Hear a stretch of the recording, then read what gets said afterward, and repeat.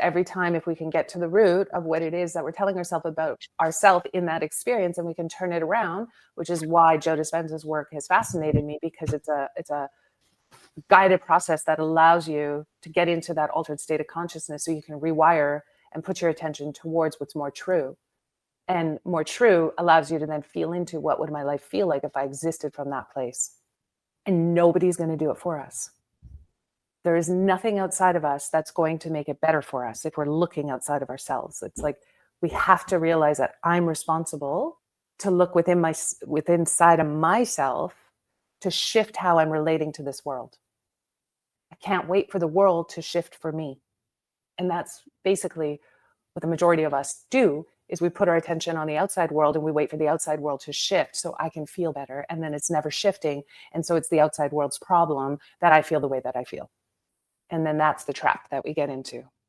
And so the most radical thing that we can do is recognize that I can't wait anymore for the outside world to change for me.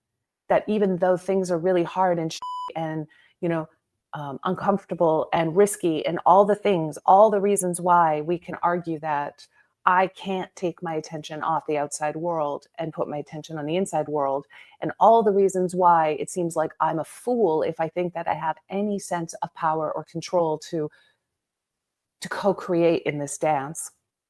The radical kind of choice is to do it anyways. It's like, well, I'm going to do it anyways, because there's enough evidence now for me to lean into it, to believe and trust that that's actually possible. So if I'm miserable, then it's my responsibility to do something about that. And if I don't like how I'm experiencing my life, it's my responsibility to do something about that internally, first and foremost. And that's a really hard pill to swallow, because it's a form of radical responsibility. And a lot of us get tripped up in this idea that then it's my fault that life is not turning out the way I want it to turn out.